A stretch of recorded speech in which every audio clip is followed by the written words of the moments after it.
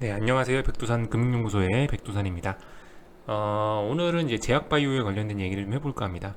사실 요즘에 그 업종 지수가 정말 HLB 때문에 업종 지수가 정말 많이 빠지고, 뭐, HLB 본 종목이 아니더라도 제약바이오라는 이유 때문에 빠진 종목들이 정말 많죠.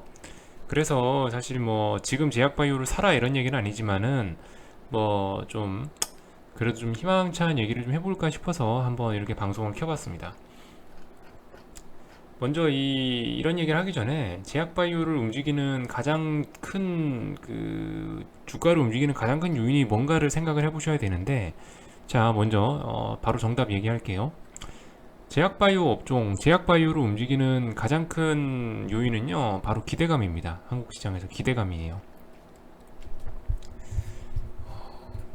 우리나라의 제약바이오 업종 지수에 뭐 셀트리온도 있고 뭐 삼성바이오도 있고 수십조 원 규모를 이루고 있죠. 제약바이오 업종이. 근데 사실 가만히 생각해 보자고요. 그 수십조 원의 회사들 중에서 과연 실제로 이익이 발생하고 있는 회사는 몇 군데나 되는가? 이익이 얼마나 나고 있나? 생각해 보시면 사실 그죠? 몇 개 안 되죠. 손에 꼽을 정도예요. 손에 꼽을 정도. 그렇기 때문에 이 얘기는 거꾸로 얘기하면 제약바이오 업종에 속해 있는 대부분의 회사들은 이익이 없다는 얘기입니다. 주식회사인데 이익이 없어요.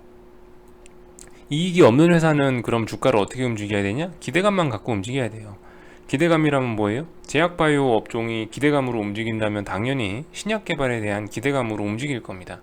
그래서 이 제약바이오 업종에 투자하는요, 우리가 뭐 의사나 약사나 박사, 뭐 이쪽 박사가 아니기 때문에 사실상 제약바이오 업종 같은 경우는 여러분들이 투자하실 때 정말 그 투자에 참고할 수 있는 지표라고는 눈치밖에 없습니다. 눈치와 분위기.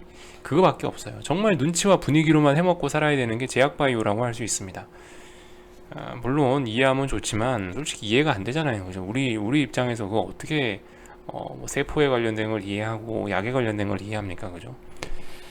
그렇기 때문에 현실적으로 제약바이오를 할 때는 어떤 기대감이나 이런 걸 읽으셔야 된다. 그래서 몇 가지 예를 좀 보여드릴게요. 옛날에 네이처셀 같은 경우 보시면요. 그 작년 8월 달에 겁나게 빠졌었죠. 작년 8월 달에 4,700원이 저점이었는데 사실상 이때는 저도 네이처셀 무슨 상패되는 줄 알았어요. 상패되는 줄 알았는데 분위기 정말 어두웠었거든요. 사실 저도 이게 뉴스 기사나 이런 걸 좀 찾아놓고 얘기를 해야 되는데 워낙 좀 한 1년 되다 보니까 자료 찾는 게 좀 그렇습니다. 그래서 그냥 말로만 할 건데 아무튼 당시 이런 때 이거 직접 보셨던 분들도 계실 거예요. 그죠? 1년 전이니까 기억나시는 분들도 계실 거고 이때 당시 네이처셀에 대한 시장의 평가가 어땠나요? 저거 내일 당장 없어져도 될 회사, 내일 상장 폐지돼도 이상하지 않은 회사 정도가 이 회사에 대한 평가였습니다. 그러나 상패가 되지 않았으니까 이번에 빠졌을 때 어떻게 됐나요? 결과적으로 아직도 저점 높아지고 있죠. 어쨌든 저점 높아지고 있죠. 그리고 아마 당장 이때 샀더라면 최소한 한 3배 이상은 먹을 수 있었고요. 단기적으로. 이 외에도 삼성바이오도 한번 봅시다. 삼성바이오도 2018년 11월 달에 이때가 언제냐면은 이제 거래 정지되기 하루 전날이 가장 많이 빠졌었죠. 이때 막 이게 한 3, 40초짜리 종목인데 뭐 마이너스 20%씩 이렇게 빠지고 그랬습니다. 이때도 어땠나요? 사실상 이때도 진짜 상패될지도 모른다라는 공포감에 휩싸여 있었죠. 그래서 어떻게 됐다? 겁나게 빠졌지만은 상패는 되지 않았고 결론적으로 요때 잡았던 사람들은 어떻게 됐다? 한 50% 가까이 먹었다.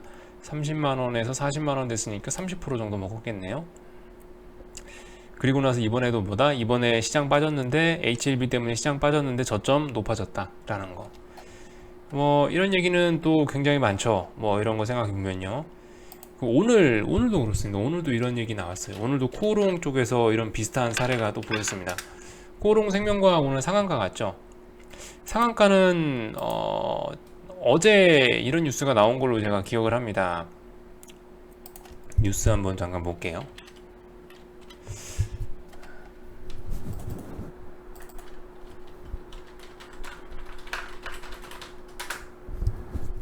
코오롱 생명과학이 오늘 상한가 갔는데 왜 상한가 갔냐면은 악재가 나올 만큼 다 나오니까 상한가에 갔어요. 제가 알기로 어제 어제 인보사 취소됐죠? 어제가 아마 인보사 취소가 됐을 겁니다. 그래서 이게 오히려 취소가 됨으로 인해서 모든 악재는 다 나온 거예요. 인보사와 관련된 이번 사태, 인보사가 주인공이었는데 인보사와 관련된 불확실성이 다 사라진 겁니다. 어제부로 해서 그 아예 취소가 돼버렸기 때문에 더 이상 인보사와 관련된 나올 건 없어요. 그렇기 때문에 끝난 거예요. 그래서 오늘 상한가 간 거죠. 오늘 상한가 갔습니다. 오히려 이제 아예 악재가 다 사라져 버리니까 어떻게 돼요? 인보사 임상 재개에 대한 기대감이 생기면서 상한가로 오늘 또 가버렸어요.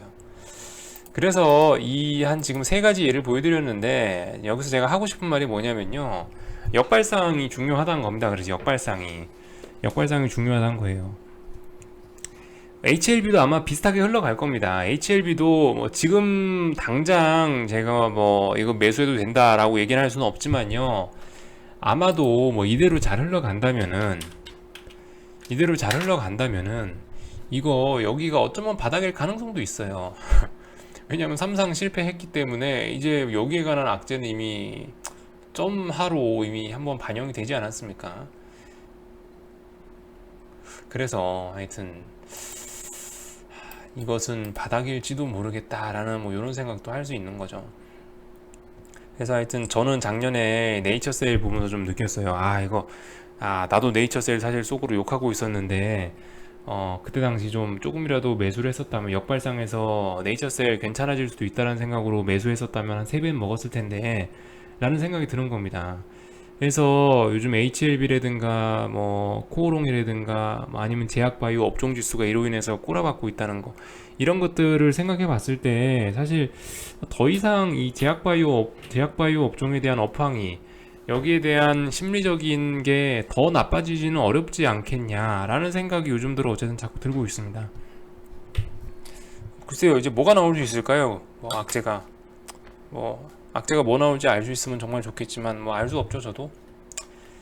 근데 느낌상 이거 뭐 이제 더 이상 악재 나올 만한 게 뭐가 있을까? 1년 반 동안 그렇게 털었는데 삼성바이오도 털었고 뭐 코오롱도 털었고 HLB도 털었고 뭐 다 털었는데 나올 게 뭐가 있을까?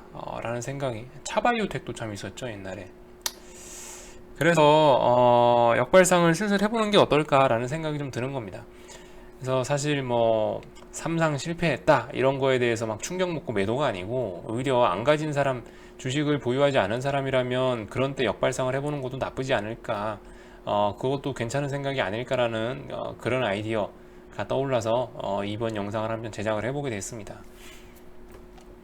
제약바이오는요, 뭐 한번 요약해 드리는데, 제약바이오는 기대감밖에 없습니다. 오직 심리적인 걸로밖에 안 움직이기 때문에, 여러분들 그래서 항상, 뭐, 신약 개발 실패했다라고 하면은, 아이고, 젠장 이게 아니고, 저거 아직 갖고 있지 않은 나로서는 기회가 아닐지도 모르겠다라는 생각을 하셔야 됩니다.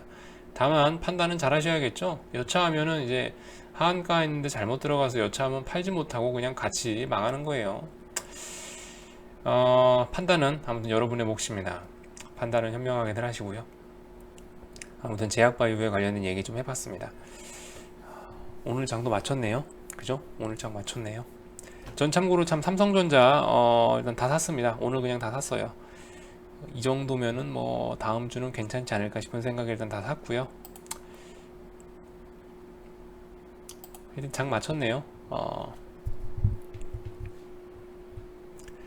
제약바이오와 관련된 얘기 좀 했습니다. 두서없이 좀 얘기했는데 하여튼 뭐 방송은 여기서 마치도록 하겠습니다. 또 궁금한 거 있으시면 언제든 채팅으로 채팅이 아니고 리플로 물어봐 주시면 답변해 드리겠습니다. 여기서 마칠게요.